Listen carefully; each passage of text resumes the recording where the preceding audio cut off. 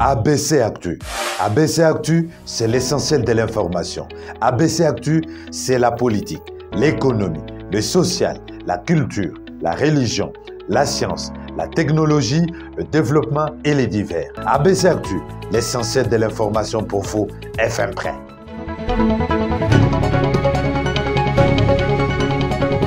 Merci de nous choisir pour vous informer à la une de l'actualité. Visite du président français à Kinshasa le 4 mars prochain. De manifestations de la population organisées à Kinshasa et Goma pour marquer le mécontentement, disant que le silence de la France est complice face à la guerre à l'est de la RDC. De détails à suivre dans ce journal. Au Nord Kivu, le gouverneur militaire autorise la population à répondre les échanges économiques dans les zones sous M23. Des détails à suivre dans ce journal.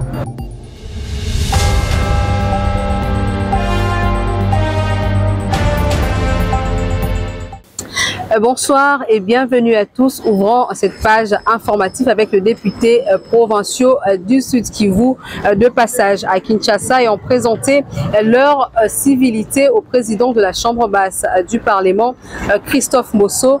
Faisant d'une pierre deux coups, ils ont fait savoir au speaker de la représentation nationale qu'ils s'érangent derrière la candidature de Félix Tshisekedi à la présidentielle de décembre prochain. Nous sommes venus voir l'honorable président de l'Assemblée nationale pour d'abord lui exprimer notre gratitude. Au moment où nous devons rentrer chez nous, nous lui avons demandé d'être notre interlocuteur et de transmettre au chef de l'État tous nos remerciements. Lui dire également que tous les députés provinciaux du Sud Kivu soutiennent la candidature du chef de l'État. Nous avons parlé d'autres petits problèmes qui nous concernent, surtout la question de la guerre à l'est de la République démocratique du Congo, précisément au Nord Kivu. Nous avons condamné la énième agression de notre pays par nos voisins, nous citons le Rwanda. Il y a une motion qui a été adoptée par l'Assemblée provinciale. Et le chef de l'État, que nous avons rencontré à 2 reprises, a pris acte de la démission d'office du gouvernement provincial. Et donc, il n'y a pas de question de torchon.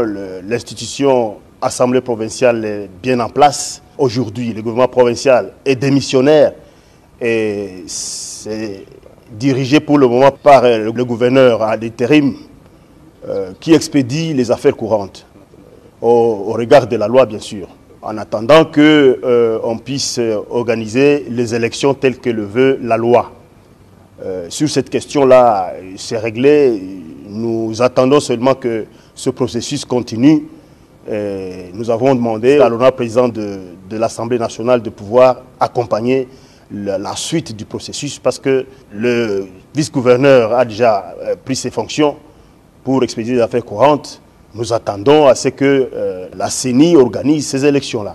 Nous allons demander à la population du Sud Kivu de soutenir son Excellence Félix Antoine Tshisekedi Tshilombo, garant du bon fonctionnement des institutions et qui a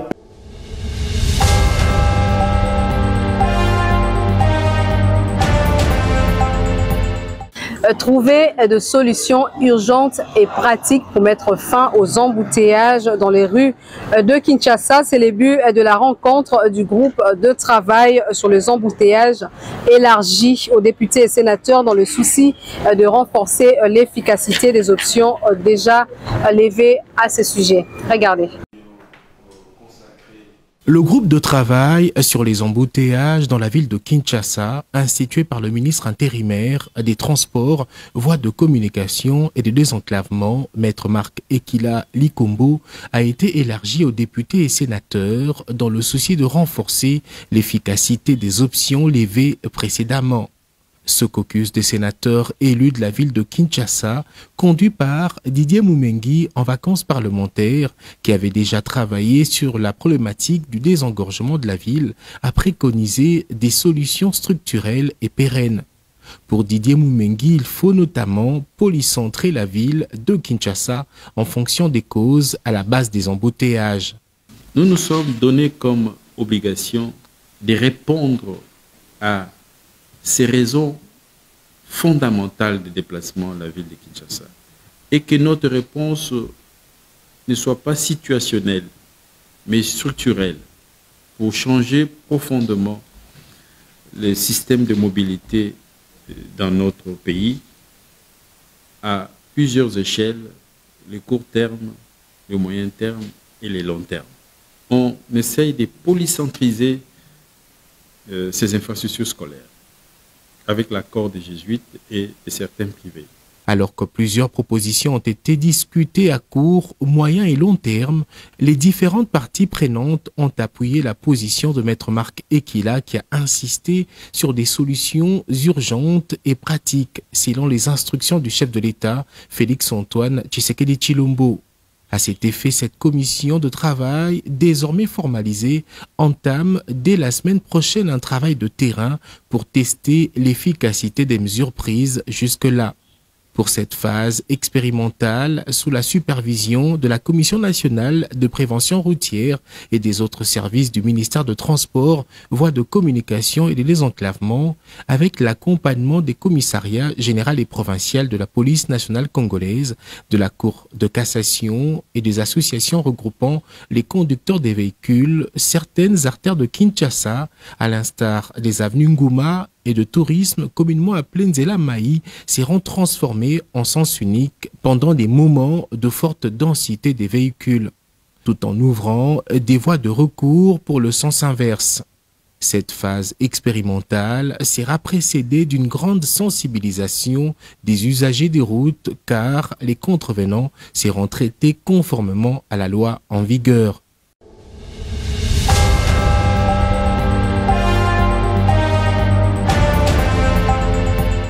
Afin d'offrir de bonnes conditions de travail aux fonctionnaires de l'État, le vice-premier ministre, ministre de la fonction publique, Jean-Pierre Liaou, a effectué une descente sur terrain au secrétariat général où les travaux de réhabilitation sont en cours. Regardez. Poursuivant l'élan déjà entamé visant l'amélioration des conditions de vie et de travail des agents publics de l'État, le vice-premier ministre, ministre de la fonction publique, Jean-Pierre Liaou, a effectué une visite d'inspection des bureaux abritant le service du secrétariat général au passif en pleine réhabilitation au bâtiment administratif de la fonction publique. Cela pour se rendre compte de l'état d'avancement des travaux.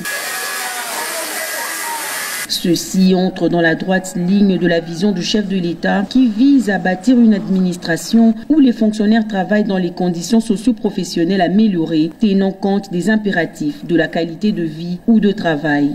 Moderniser, c'est aussi veiller à l'amélioration des conditions de travail des agents et fonctionnaires de l'État. Oui, c'est vrai, nous sommes en train de faire en sorte que nous maîtrisions davantage les effectifs au sein de la fonction publique. Nous faisons en sorte que la retraite soit fluidifiée, que nous rajeunissions davantage, que nous puissions dématérialiser l'administration publique, que nous puissions améliorer les conditions salariales, améliorer la qualité du service public. Mais tout ceci passe aussi par l'environnement de travail. Aujourd'hui, nous avons l'obligation en plein XXIe siècle d'offrir à nos agents et fonctionnaires de l'État un meilleur environnement de travail. Ça veut dire un cadre de travail rénové, que nous ayons une administration avec un visage moderne. Je crois que c'est aussi ça l'idée du président de la République lorsqu'il parle de la modernisation. Nous modernisons les cadres juridiques, les cadres organiques, les structures organiques, mais nous modernisons aussi les cadres de travail. Avec ces travaux, le VPM démontre la détermination de rendre palpable un environnement de travail assaini, contribuant efficacement à garantir aux agents publics de l'État les meilleures conditions de travail.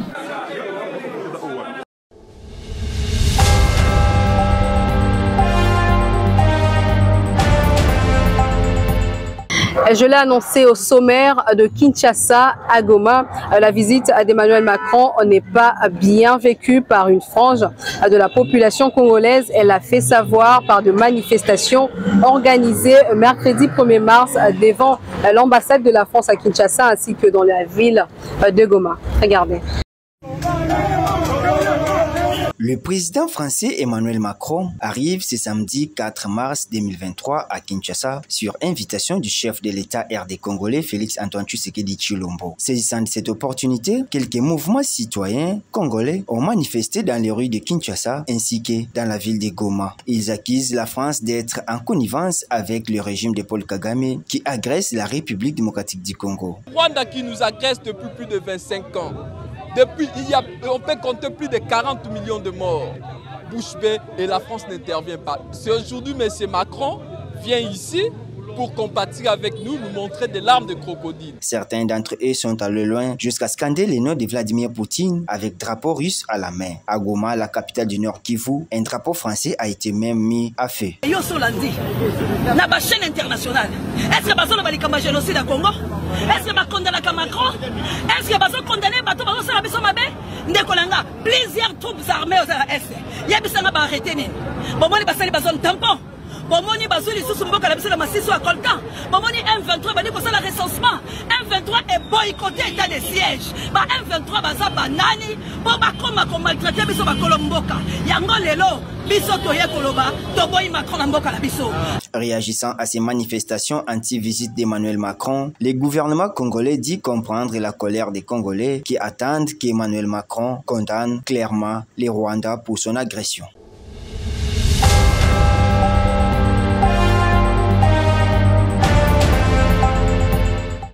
À Kinshasa, bouclage au quartier Kanluka. La police a interpellé plus de 550 personnes, dont une centaine de jeunes délinquants communément appelés Kuluna. Le commissariat provincial de la police est-il en train de réaliser ce qui semblait être impossible à Kanluka, c'est-à-dire éradiquer le phénomène Kuluna dans cette partie de la commune de Ngalema?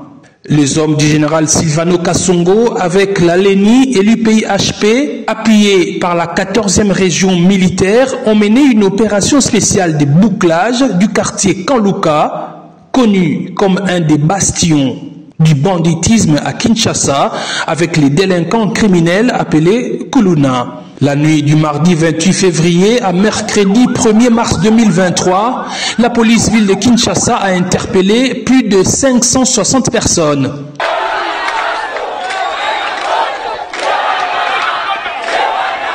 Parmi ces individus, 96 Kuluna bien identifiés dans la cartographie de la police ont été arrêtés. Dans les lots embarqués pour le commissariat provincial figurent les plus dangereux du coin, dont Léon Ekambo Bomiabi, alias Alacha, chef de l'écurie Orange américain, dont les images macabres ont provoqué de l'émoi sur les réseaux sociaux. Lui et sa bande ont tué à la machette un autre Kuluna nommé Bienvenu Tokosi Kalala, alias Chitunga.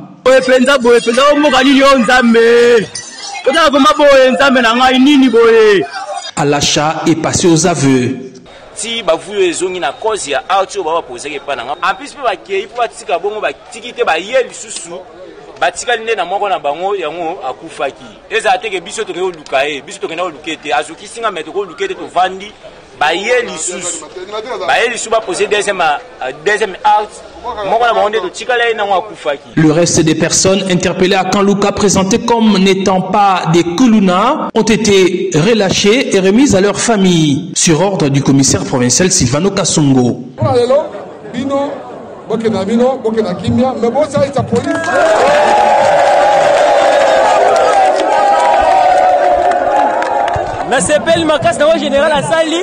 bakangi ba ogo baza ko tebiso mal à l'aise vraiment ala Kanluka et mon général ya sali musala malamu biso to ana posa pena bakanga ba kulu na biso ba to tala misala to yaka ba air tardif na kokoza na mbongo na boye à partir ata ba 23 ans na zo nganda ko bakalenga na nzela ala ino so botema kuna bakende.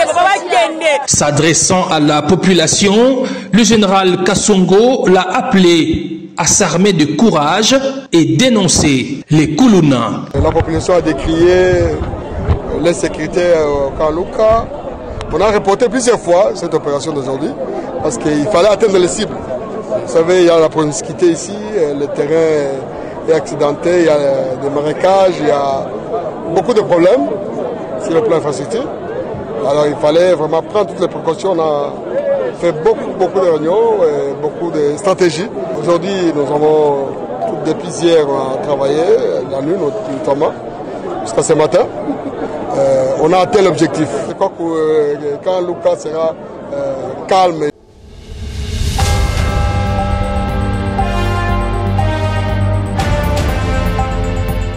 Fermée depuis l'occupation rwandaise via sa branche du M23 des zones de la RDC. La circulation de biens et de marchandises désormais autorisée sur l'axe routier Goma, Rutshuru, Kanyabayonga et autres cités. Le gouverneur militaire Constant Ndima a dit avoir répondu à la demande des opérateurs économiques pour l'intérêt de la population. Son Excellence, Monsieur le gouverneur de la province du Nord Kivu, le lieutenant-général Ndima Kongba Constant, porte à la connaissance du public en général, aux opérateurs économiques en particulier, que, consécutivement à leurs sollicitations respectives et sur décision du comité provincial de sécurité, la circulation des biens et des marchandises est désormais autorisé sur les axes routiers déterminés ci-dessous. Il s'agit de l'axe routier Goma, Rutshuru, Kanyabayonga, l'axe routier Goma, Sake, Kichanga, Kanyabayonga, l'axe routier Goma, Sake, Kichanga, Pinga, et l'axe routier Goma, Sake, Mushaki, Masisi, Walikale. Il est à noter que cette mesure est prise dans l'ultime intérêt de la population meurtrie par les effets de la guerre.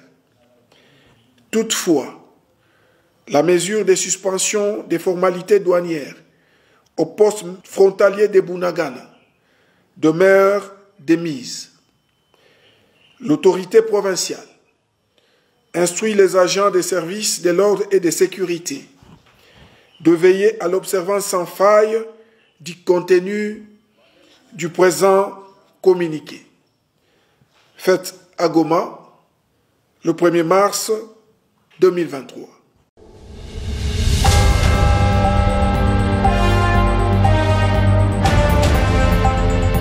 Direction à présent la province du Haut-Katanga. Il n'y a rien entre l'État congolais et l'Église catholique, contrairement à ce que des personnes mal intentionnées disent dans les réseaux sociaux. Nous devons davantage cultiver un climat de paix et de convivialité entre les institutions que nous sommes ainsi que les églises.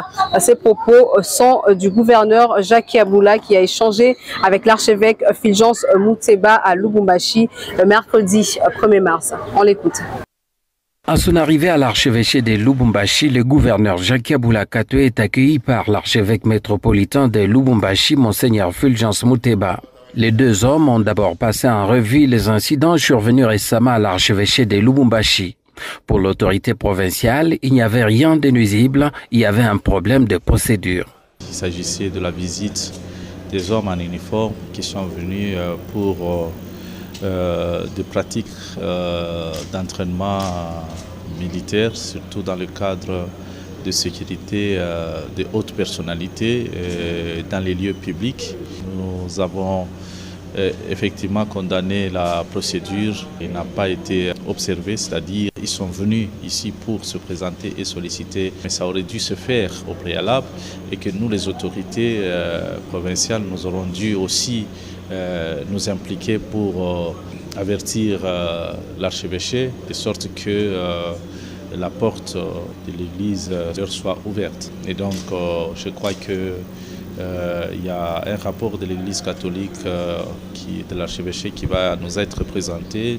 Nous devons davantage cultiver un climat de paix et de convivialité entre les institutions que nous animons au niveau de la province et ainsi que les églises, particulièrement l'église catholique qui s'est retrouvée dans cette situation. L'essentiel de leur entretien a tourné ensuite autour d'un projet d'assainissement de la ville de Lubumbashi sur lequel les gouvernements provinciaux et l'église catholique envisagent de travailler ensemble. La question de la propriété nécessite absolument que nous puissions faire impliquer les différentes couches de la population, entre autres l'église catholique. Et je crois que l'initiative est saluée par les deux parties, c'est-à-dire le gouvernement et l'église catholique. Évidemment, on va associer la mairie et donc incessamment, vous allez devoir nous voir et nous voulons que l'initiative soit portée par la population.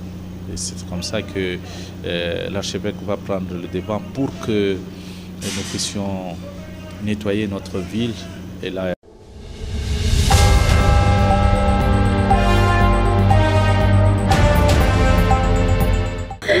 Dans la même province, le gouverneur Jacques Kaboula vient en aide à une étudiante souffrant de pathologies compliquées. Cette dernière est transférée à l'étranger pour des soins appropriés.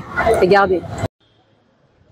Ici aux cliniques universitaires, le chef de l'exécutif provincial accompagné de son ministre de la Santé, Joseph Sambi Boulanda, a réconforté la patiente Ruth Moulante, étudiante en médecine souffrant de la maladie de Takayasu ou l'inflammation chronique des artères, une pathologie difficile à traiter au pays. Le médecin traitant a détaillé l'état de santé de sa patiente au gouverneur de province. Pris de compassion, Jacques Kaboula Katoué n'a pas tardé à réagir. Il a à l'instant décidé de la transférer à l'étranger pour des soins appropriés. Ok, alors on met tout en marche pour que on puisse organiser son transfert vers l'Inde. Merci beaucoup, Excellence. Merci. Vous dites ? Ça va que ça se passe, je vous donner pour vite. Oui, oui. Merci. C'est votre médecin. Tu vas bien. Un geste humanitaire posé par le chef de l'exécutif provincial qui a encouragé et donné de l'espoir à ce médecin en formation. Ses condisciples, eux, n'ont pas hésité à montrer leur gratitude à l'endroit du gouverneur Jacques Kaboula Katoué. Car nous disons sauver un médecin, c'est sauver plusieurs. En tout cas, du fond du cœur, son excellence, nous vous disons merci. D'un cas grave à un autre, le numéro 1 du Haut-Katanga est allé au secours d'une autre jeune fille. Gloria Kayumba est l'unique survivante de la dizaine de passagers de l'accident du bus survenu il y a plus de 10 mois sous la route de Likasi et s'en était sortie avec des brûlures au 3e degré. Internée depuis le 3 avril dernier aux cliniques adventistes, Gloria Kayumba va aussi bénéficier des soins en dehors du pays. Une décision qui a soulagé la patiente et sa mère. C'est donc un nouveau soulagement pour ces deux compatriotes grâce à l'intervention du premier des Haut-Katangais qui tient à l'accès aux soins de santé pour tous ses administrés.